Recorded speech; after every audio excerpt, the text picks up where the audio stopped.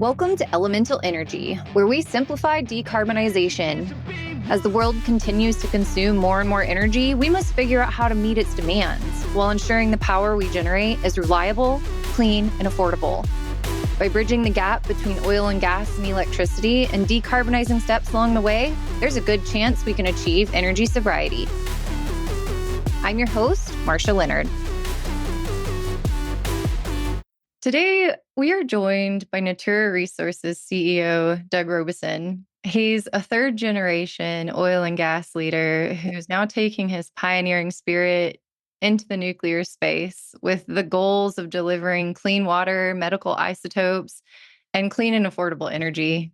Doug, it's an absolute pleasure to have you on Elemental Energy. Thank you. Good to be with you. Appreciate it.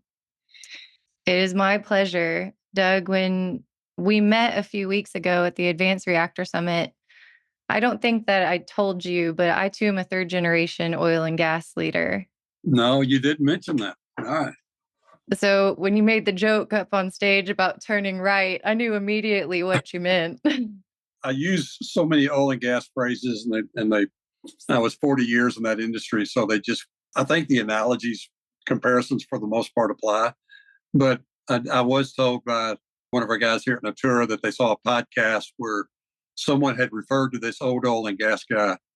I think it was when I spoke at Oak Ridge National Lab last year. He said he described turning to the right, and he described like you're turning a valve or something. I don't think he understood. No, it means you're drilling. So every once in a while, you need to step back and explain what you're talking about. I knew I was sitting next to like a nuclear group of individuals when I was the only one that kind of snickered. The only one that got the joke. Yeah. Doug, one of the most intriguing things, being that third generation oil and gas leader myself as well, is I'm really curious what your opinion is that this energy transition and application of new technology is not something new to us. Like, let's go back to 1991 and the addition of fracking, and thank you, Mr. Mitchell, for creating such a technological advancement to supply energy security and independence like we have. So Right. Nuclear isn't a new thing to me. Like, I feel like I'm going to adopt it and be happy about it. What's your opinion? How do you feel? I agree completely. I spoke last week to the House Energy Action Team in D.C. They had asked me to talk about how nuclear or advanced nuclear was different from oil and gas. And there's obviously some differences in power density and technology and so forth. But really what I ended up talking about is how we need to be very much the same. And I don't know if you're familiar, Marcia, with the King-Hubbert curve. King Hubbert was a geologist back in the mid-50s that came up with a production curve, a bell curve for the U.S. And what's been amazing is for decades, with all the technology changes and the rise of OPEC and, just different things that happened in the oil and gas industry, that the U.S. production stayed exactly on the production curve that King Hubbert predicted, except for the early 2000s. And we busted the curve. And the reason we busted the curve was what Mitchell Energy did in the Barnett Shale for natural gas, and what my company EXL and others did in the Permian for crude oil. And what I explained to the House Energy Team, and I showed them the production curve, and you have this decline. We're on the decline, a pretty steep decline in U.S. production. And all of a sudden you have this uptick that has continued to this day, where we have gone way past peak production for the country, which was in the 70s. And the reason we busted the curve or reset the curve is because we had new technology, the hydraulic fracturing that you referred to, that Mitchell and others pioneered. And what that meant in the oil and gas industry is we no longer drill dry holes. So the idea of wildcatting disappears. So now we're in the manufacturing process. Well, when that happens, then the financial industry, which is actually maybe your most important customer for technology, when they figured out what we were doing in the Permian, we saw $90 billion of private equity trying to compete in the Permian, because they saw that we had eliminated or greatly mitigated, maybe almost entirely eliminated risk because of new technology. And so now they're wanting to put as much investment in that play as they possibly can. But when you have that amount of activity, you have the commercial activity that follows. We had based on the drilling activity that went through the sky higher than we'd ever experienced before, you had steel mills reopening in the Northeast to provide the Permian, the rigs, and the drilling and the casing and all the equipment we needed. You had sand mines opening up in Wisconsin to provide the frac sand. You had the only new rail being laid in the country, being laid in the Permian, and that led to regulatory reform. The Railroad Commission in Texas, that's our state oil and gas body. Before we went to this increased level of activity, it took 8 weeks to get a drilling permit, which is a prerequisite for drilling in Texas. They went from 8 weeks to 3 days to issuing those permits. And so what I told the House Energy Action Team last week, and I've been invited back up into DC in June to speak with another group, in the advanced nuclear, we need to emulate what the Texas oil and gas industry did in the early 2000s, 20 years ago. And the result of all that was that we made the country energy independent with that activity in natural gas and crude oil. And if nuclear is going to meet the power needs of this nation, we have got to do what the oil and gas industry did 20 years ago. I think that message is really resonating, is that we've done this before. We know what it looks like. We know what it requires. And we just have to we have to perform, quite frankly, in the nuclear space like we performed in the oil and gas space 20 years ago.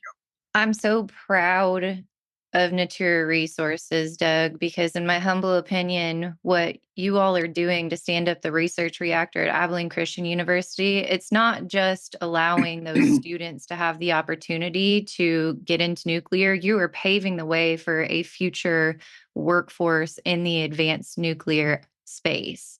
So will you go ahead and share Natura Resources and what you are working on? Specifically, I'll take a little bit of a step backwards. My transition from oil and gas to nuclear really spanned almost 20 years. In 2004, Governor Rick Perry appointed me to the Texas Energy Planning Council, and I chaired the Energy Supply Committee. And we were to write an energy plan for Texas, which we did back then. And one of the findings of my committee, the Energy Supply Committee, was that, and it was really a hypothetical, because we didn't have a carbon agenda in the early 2000s. But it was really pushing back against some claims that were early claims being made primarily by the wind energy, that wind energy was going to replace oil and gas. And so one of our findings was that if you were going to remove hydrocarbons from the grid, from the electrical grid, and particularly for base load, and when we say hydrocarbons, we're really talking primarily about coal and also about natural gas, that the only technology that can fill that gap is nuclear. From a reliability standpoint, is dispatchable power. Fast forward to almost 20 years later, 15 years later, we now have a carbon agenda.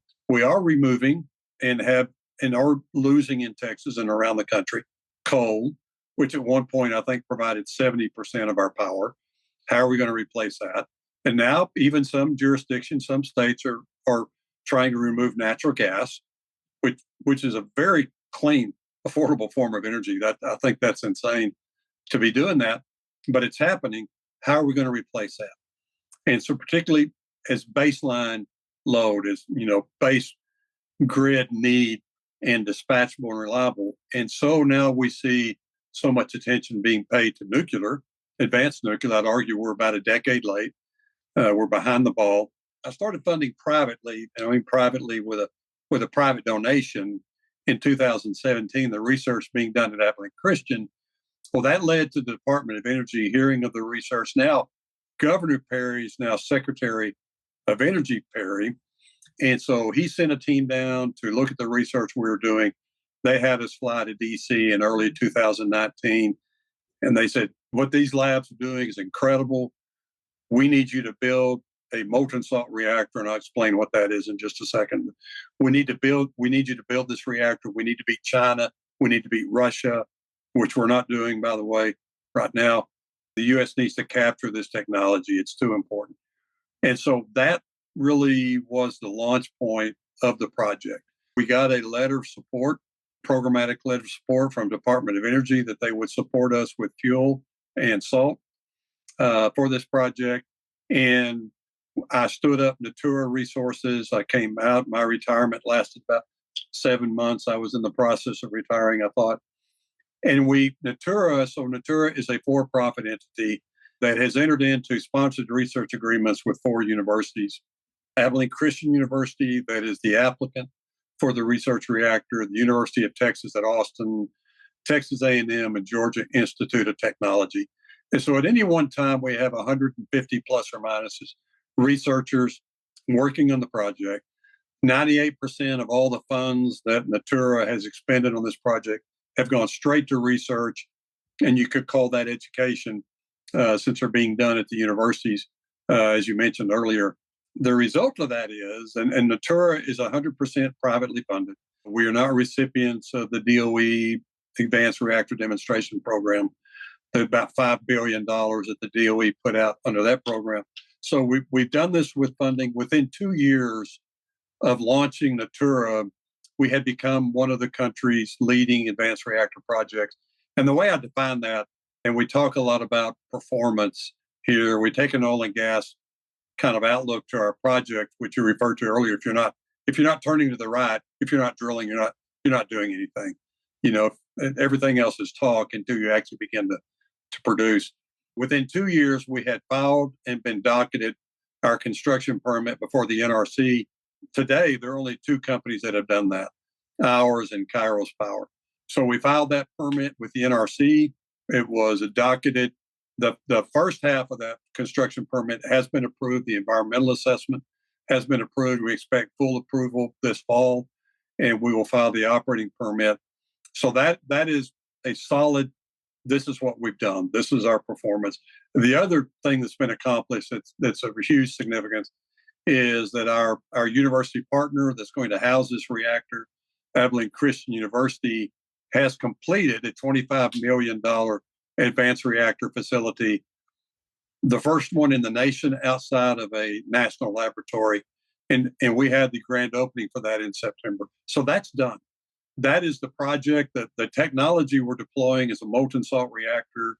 It is based upon the molten salt reactor experiment in the 1960s at Oak Ridge National Lab. They built a molten salt reactor. It operated for 4 to 5 years. The NRC did not license that reactor. The NRC was not in existence in the 1960s. That was the Atomic Energy Agency.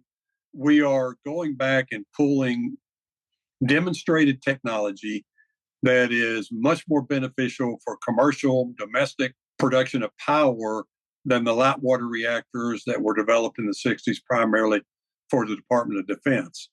The technology is the 2 big differences of molten salt reactors. It is a molten salt cooled reactor. So we do not use water for coolant. When you use water, you have to deal with relatively low temperatures and very, very high pressure. Molten salt, literally salt that is melted, and using that as your coolant, which the result is we operate at very, very low pressures, the pressure, say, of your garden hose, but we operate at almost twice the temperature of a light water reactor. And what that gives you high process heat that is extremely valuable for manufacturing applications, for energy production, because the salt, the flash point at which the salt converts to a steam, which is where you would get pressure, is higher than the melting point of the steel that is your reactor vessel. We're operating at 650 degrees C. That salt melts at 450 degrees C. We're using a flied salt. So if you were to have a leak, if you were to have an incident, as soon as the salt hits atmosphere outside of the reactor, it freezes back into a solid, think of candle wax. And so you never have a flash into the environment of steam. You have a contained liquid that forms into a solid. And so your containment is very simple there in the bottom of your reactor vessel. The other technology change is we have a liquid fueled reactor. So instead of locking fuel into a fuel rod, we have the fuel. We're going to be using high assay, low enriched uranium for this first reactor. It's like mixing sugar in your coffee. What that gives us, a number of things. It gives us our efficiency for using fuel goes way up. So the amount of waste that we produce is minimized as opposed to our current fuel rods. And the other is because it's a liquid fueled reactor, we have access to radioisotopes that are very valuable for medical, molybdenum 99, actinium 225, and other isotopes that are there when the fission event happens. You just can't harvest them if you have that fuel locked inside of a fuel rod. In a molten salt liquid fueled reactor, we have the opportunity to access and harvest some incredibly valuable isotopes that can be used for other, technologies, particularly in the medical industry. So those are the two technological differences. Our reactor is based upon and structured after the MSRE that was deployed at the Oak Ridge in order to, I'd say, streamline the regulatory process at the Nuclear Regulatory Commission. I think everybody listening can probably understand why you've been sent to Washington and have been advocating for this, because of how well you're speaking on the subject and how you are helping simplify concepts that so many people have thought, oh, it's nuclear, it's a complex topic, it must be rocket science. But it's really, I mean, it's not. It's a simple understanding of grasping the technological advancement and then just finding the nuances and the details. So thank you for Yeah. being that advocate. One of the things that spurred my comment too about Natura resources and the workforce development is you're going to have a hand in developing the next generation to have that oil and gas mindset of how to step out and make these projects come to fruition much more quickly, which I think at the Advanced Reactor Summit, all of the nuclear people in the room were really starting to pick up on that theme, but by Yeah. all the people who were there to adopt it into integrating it into oil and gas applications. What did you think? We took a route that's never been taken before, and then there were reasons for it, and they've proven to be correct. And the route was, and I'm going back to 2019 when the DOE, asked us, would you take on this project? Is that we're using the Department of Energy's University Research Reactor Program as a pathway to doing a few things. One is to deploying the first university research reactor that's been deployed in decades, and the first advanced university reactor ever in the history of the country. So that's significant. It is that facility that allows that training and education and research to be accomplished. The other thing that it did for us, it allows us to be very efficient in our capital and our time because we're dealing with private dollars. I'm not the recipient of $1 billion of federal aid. We have a pathway that allows us to move forward without that level of funding. And our engagement with the NRC, going into this, I think that was my main concern is, will the NRC be able to license this new technology, and what will it take to do that? The engagement with the NRC has been very, very good. We have engaged on the side of the NRC that does review research reactors. That there is a level of excitement and anticipation in having a new university research reactor out there for the first time in 40 years. So that's a good thing. The reactor itself is the thing that you have to prove is, can you get a license? And a few weeks ago at the USNIC event, and as you referred to earlier down in Houston, Governor Perry at an award ceremony recognized me as a pioneer of Texas energy future. I'll see if that bears fruit. But an article that was written up after that referred to me as a wildcatter. I have to admit that for nuclear, that label applies. And it's not a good one, quite frankly. What wildcatting means, if you're not familiar with the phrase, and you are, I'm sure, but members of your audience, is that wildcatters are these kind of Texas legends that are out there rolling the dice. Wildcatting is usually typified by failure with the occasional success. And that wildcatter that strikes it big and makes it rich and all this, well, that's kind of the romance of the oil and gas industry. Well, from an investment standpoint, that's not a good thing. If you want a wildcat, go to Vegas. You can wildcat all night long there. What we want to do is, going back to what I said earlier about what we did in the early 2000s, is we want to quit wildcatting and we want to get into manufacturing. Every well's productive, every well's economic, And we take that risk out. And right now in the advanced nuclear space, it is wildcatting. And so what we have to prove, I'm pointing to myself and other developers of advanced nuclear technologies, we have to demonstrate production. We have to demonstrate reactors and deploying first of a kind reactors. And so this research reactor is Natura's first reactor. It is our test reactor, our demonstration reactor. It demonstrates that we can get a license, that the NRC can license this technology. And as I said, half of our construction permit has been approved. We expect to get the full approval in this fall. So we will have checked a very major box. The other thing is you have to have that test reactor or demonstration reactor to provide the operating data to support your commercial reactor. The NRC has been pretty consistent over the last several years that initiatives that want to deploy new technology straight to commercial, the NRC has said you do not have the data to support a commercial reactor that we've never seen before. You need a test reactor, you need a demonstration reactor. And initiative after initiative has gone back and lowered the powers, capacities, the size of their initial reactors to do that very thing. That's where we started. We started with a test reactor or a demonstration reactor. And the third thing this reactor does is provides, as you said, a point of workforce development and education in research for this new technology. So I think we're checking the boxes. We're being successful. We're not there yet. I would by no means say we have finished the job, but we're well on the way to doing that, both on the research reactor and the commercial reactors to follow. So, Doug, you had to have some kind of customer in mind for the commercial reactor when it becomes viable, though, because explain your output for thermal and electrical capacities that you're trying to output, and then explain the ideal customer base that you're wanting to serve. Yeah, that's a really good question. When we started the project in 2019, I'll say that's when we really started. As the old saying goes, when the situation or when the facts change, our opinion changes.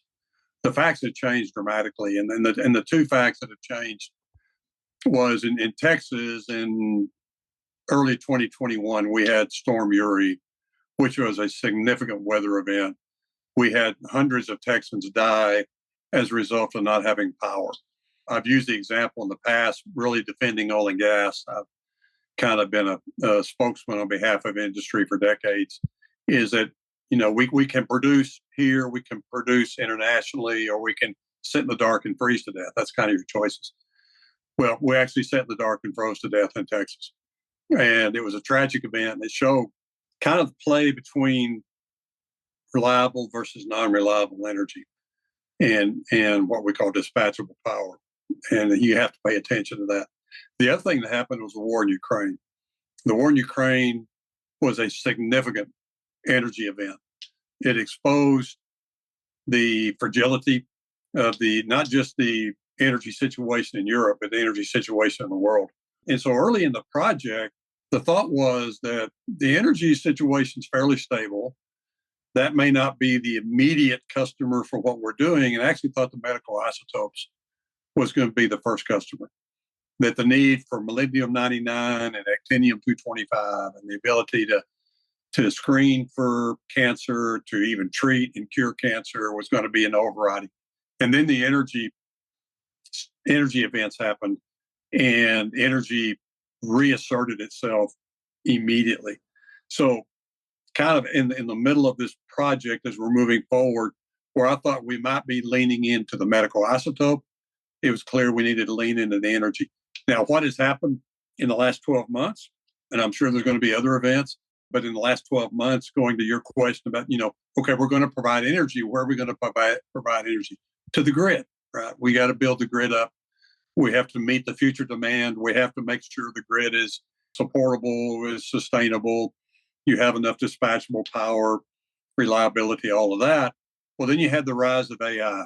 And the rise of AI, what that has done, I kind of reference it like a shark's fin in the water. When you see the fin, you see the shark. The shark has always been there. You just didn't know it. We've always known that data centers, the amount of energy consumed by data centers has been significant and is going to get even more significant. AI is a order of magnitude more in terms of energy usage. And with the rise of AI, you have now the data center industry saying we're going to use massive amounts of power in the future, even 10x of what was maybe projected earlier. And so you had Microsoft, Google, and Nucor came out recently for a request for proposals, an RFP. And those three entities are saying we're going to need as much as 100 gigawatt of power in the beginning in the next 10 years to power our data centers. That is larger than the Texas grid. And that's just three companies. And so AI has been the latest and greatest example. And there's other technologies that are kind of in that category that, because of the type of power they need 24/7 power. So it has to be reliable. It can't be renewable energy that doesn't perform 24/7. And they need massive amounts, the level of which would put the rest of the state in the dark. I'm assuming that's not going to happen. So where's that power going to come from? And that is driving, I think, the perceived need for power. But at the end of the day, your ultimate customer is the financial market. And when the financial market believes that you have a technology that can work, you proved you can get a license, you've demonstrated what deploying a reactor looks like, we know the market's there because the data center industry and the grid, and you could go down the list, our demand for power is going up exponentially. And then when you see what has been said is be trillions of dollars sitting on the sideline flow into nuclear, then you're going to see the launch of an industry and all the supply chains that it takes to feed it. And I think that's the pathway we're on. And I think that now the challenge presented by that is, if all of this new power is going to data centers, how are we supporting the grid? And regulators are going to have to figure that out, because we still have the grid to support. The grid is still growing. Texas is going to experience a 25% population growth in the next 10 years. All of those new Texans are going to want power. They're not going to bring it with them. And so we still have to answer the grid question as we're meeting these new technology demands. Doug, that has been the most difficult concept for me to grasp. Moving from oil and gas into power generation, electricity are the regulated, non-regulated markets. And I was going to ask the question, and you went there, is how do we prioritize the power to the customers? Because data centers are luxuries. I think it's a great question. It's one I just had recently. So I mentioned the Texas Energy Planning Council in 2004. So that was my first gubernatorial appointment to an energy board here in Texas. My second is just recently to the Texas Advanced Nuclear Working Group. So Governor Abbott, in August of last year, formed the Texas Advanced Nuclear Working Group. And if you go and look at his letter, which I think people need to really look at very carefully, at what Governor Abbott is asking. What Governor Abbott is asking is basically a couple of things. One is we need to support the Texas grid. We need more dispatchable power. He wants this task force, which I'm serving on, to come up with recommendations for his review and possible submittal to the legislative session in Texas, which starts next January. How do we get that dispatchable power in Texas and utilizing nuclear to do it, along with other technologies? But this is focused on nuclear. And how does Texas capture the advanced nuclear industry, if you will? Texas has an energy history like no other state. There are 20 plus other states that are all passing pro-advanced nuclear legislation. We're in competition with other states, just as the U.S. is in competition with other countries, primarily China and Russia. You look at the governor's letter, and the mandate is, how do we bring advanced nuclear to Texas because we want to have those industries from a workforce development and economic stimulus and all that. But we also want to support the grid. As we got into this work and begin to see this demand from data centers growing, and yet that is off the grid. That's behind the meter. Those are microgrids, if you will. And my question was, that data center technology is willing to pay multiples the price of power. So I'm just looking at it from a straight business standpoint. If I'm providing power, I'm probably going to go to the highest bidder, just from an economic standpoint. And that's not the grid.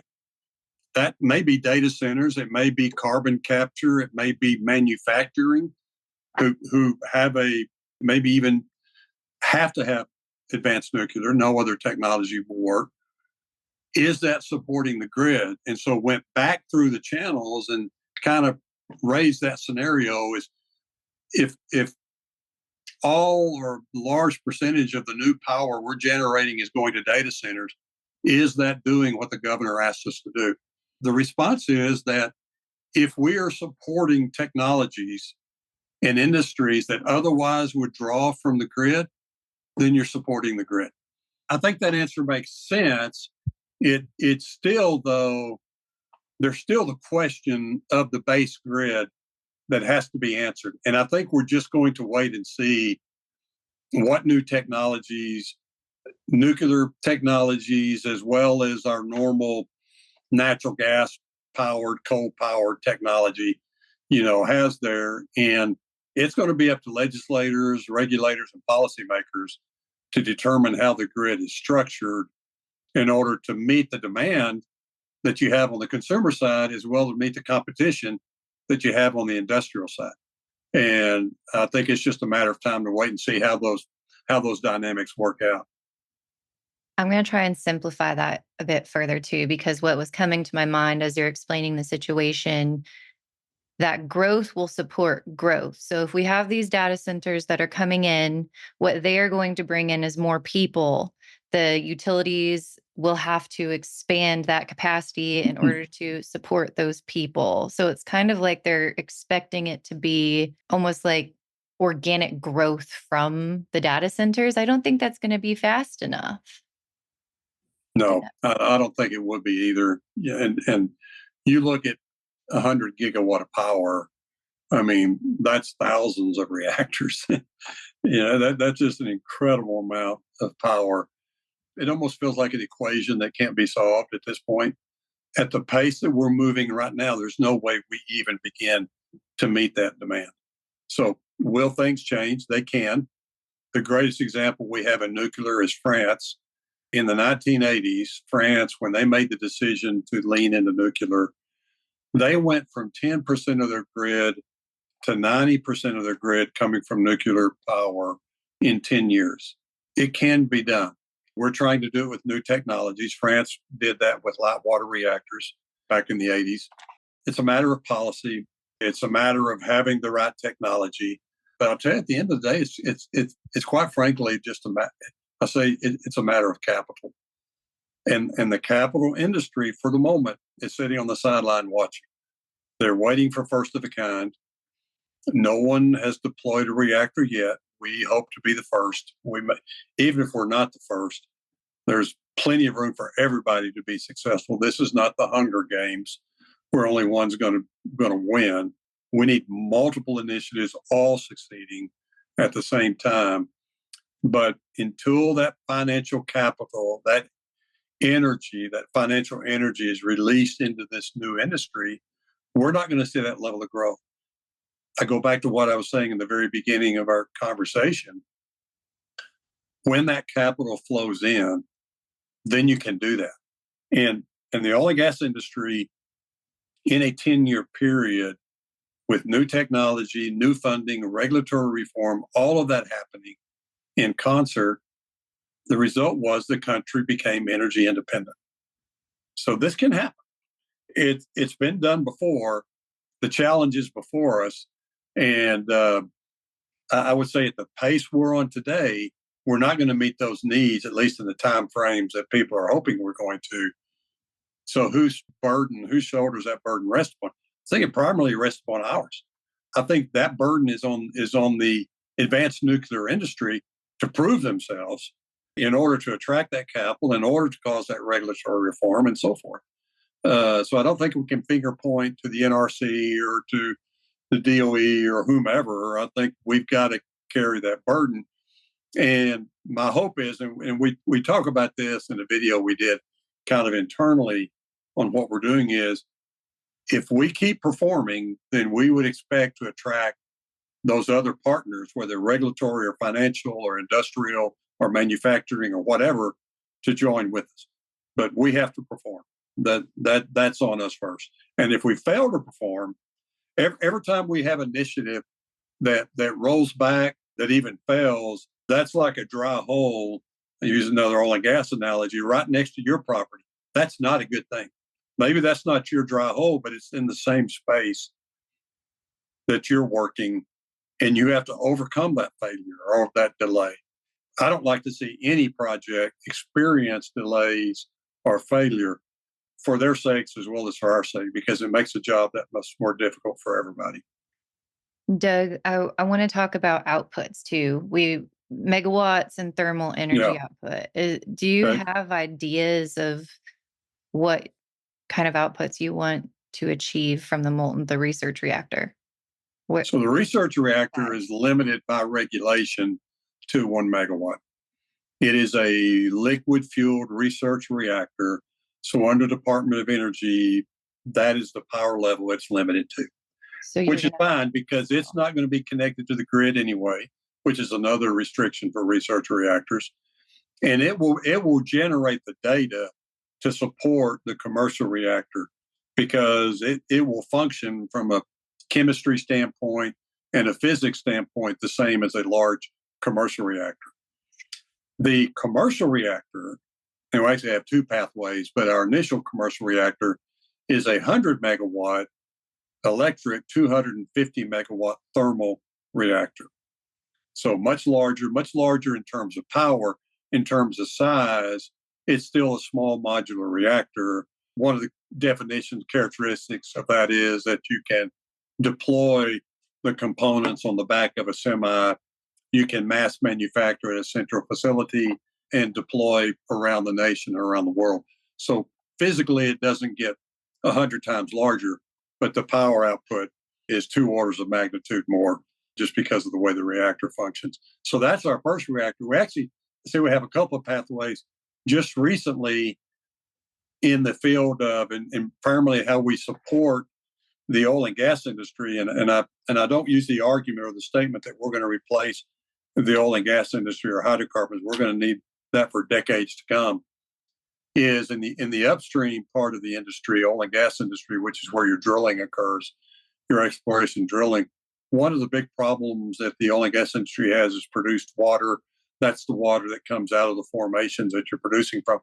Well, that's brine water, salt water, and up to triple the level of seawater. So, pretty toxic from a saltwater standpoint. You can't put that on the surface. That would destroy the surface life. So you have to re-inject that back into a saltwater, salt-bearing formation. That's a big problem. It's a big expense for the oil and gas industry. Taking our current design of our research reactor with really modification to the rate of flow inside the reactor and to the heat exchange on the outside, outside the nuclear island, we could actually deploy that design for desalinization of produced water. And so we spent the last 6 months, and there's a group here in Texas funded by the Texas legislature, the Texas Produced Water Consortium, that is focused entirely on how does the Texas oil and gas industry deal with produced water. And now we've brought nuclear into that equation, providing power, but really that high process heat that was not available before. And so we need to be looking at a feasibility study on what does that look like if you deploy what might be called a micro reactor in the oil field, desalinating produced water. And so that's kind of exciting to see where that research is going to go. Timelines. What about timelines? Do we have anything realistic in mind to see those projects come to Yeah, fruition? I think we do. This first reactor, which is our test reactor, our demonstration reactor, we filed the construction permit in August of 2022. That was docketed by the NRC in October of that year. We have a two-stage permitting process. You get your construction permit, and then you get your operating license. So the construction permit, the half of that has already been approved by the NRC. We expect to have full approval of the construction permit by this fall. We have engaged with Zachary Engineering and Zachary Nuclear, a 100-year-old engineering firm, one of the largest in the country, headquartered out of San Antonio, Texas, to do the detailed engineering design. So that's your blueprint to build the reactor. That will be completed by year's end. When that is completed, I think we will be the only advanced reactor initiative in the country to have a construction permit approved and detailed engineering design. We then file for the operating license with the NRC. We expect to have that approved by 2026. We rely on the DOE to provide the fuel. And again, this is HALEU, high assay, low enriched uranium, and the salt.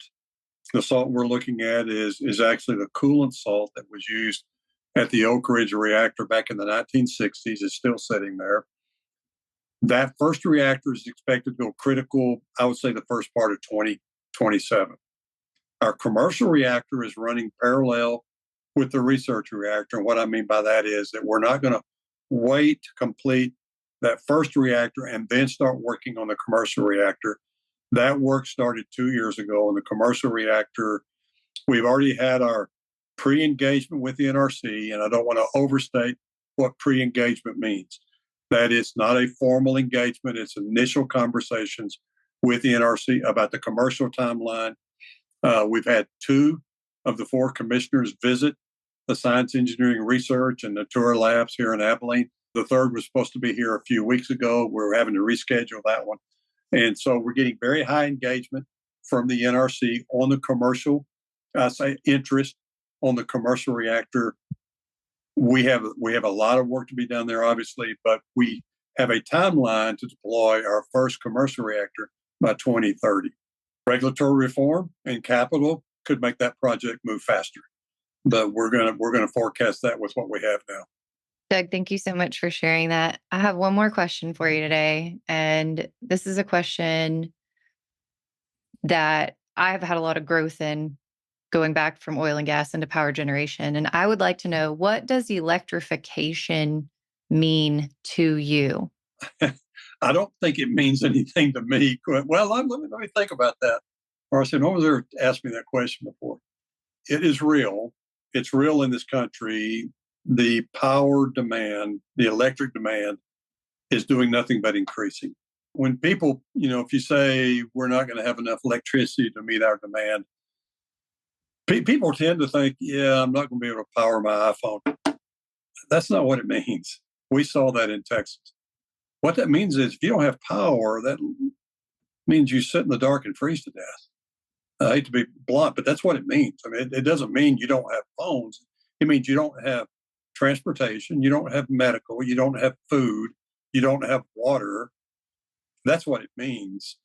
And so this is very serious. And Congress in the US is paying attention to it, and Texas are paying attention to it. So we have a power demand going up just in this country. And you look in Africa and South America and Asia, their power demands are increasing exponentially because they want electricity. This is one of the primary missions of this whole project, is providing affordable energy to lift people out of poverty. If you don't have just a little bit of electricity, increases your standard of living by a phenomenal amount. And so we have worldwide demand for electrical power. And then we talk about new technologies such as AI and carbon capture and manufacturing and hydrogen, and you go down the list. All of those require power. All of those require power. And so what it means to me is that it's a sign that the world is advancing, and we have a huge need to meet that demand. If your demand, and we use say demand curve, it's really a need curve, if you will, but If your supply falls below your demand, that's the valley of death. I mean, it literally could be, as we saw in Texas during Storm Uri, the valley of death. And so you don't want to go there. You don't want that to happen. And I'll say something else about power. You don't conserve yourself from a power standpoint to prosperity. Prosperity comes when you have an energy surplus. When we develop steam energy, for example, when you develop and you have a surplus of power, is when you advance technologically and you advance as a society. We cannot conserve ourselves in the prosperity. We need a surplus of energy. And so that's why the all of the above approach, renewables, wind, solar, hydro, oil, gas, coal, nuclear, advanced nuclear, even current nuclear. That question came up during the House Energy Action meeting last week. Do you support? Yes, I support light water reactors and advanced reactors. We need all the above if we're going to provide the energy surplus. So it's a challenge that we have to make. We have to meet. I'm not sure we're on a curve to meet it right now. You're hoping that what necessity becomes the mother of invention.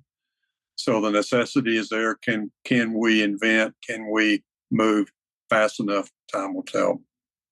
Doug, I'm going to close this out, and then I'm going to steal the last 5 minutes I have with you All of your right. precious time to ask Sure. some personal leadership questions. But it's been an honor to have you on Elemental Energy, and I thank you so much for your time, Doug. Absolutely. Appreciate it very much. Thank you, Martha. It's not often that I am left speechless, but truly trying to summarize and reflect that episode was difficult for me because Doug Robison is a pioneer. I don't call him a wildcatter. I know he mentioned that was like a negative connotation, but he is a pioneer. And when I think pioneer, I think somebody who is brave, blazing the trails and doing it in a way that he has clarity on his mission, and he's doing everything in his capability and in his leadership skills that he has in order to achieve that mission. What an excellent conversation. And if anybody has any follow-ups, please don't hesitate to reach out to me on LinkedIn, Marcia Leonard, Marcia Leonard. I didn't get to sign off with it with Doug because I was just too excited to take a few of his personal minutes. But as always, stay happy and most importantly, stay safe. Thanks for listening.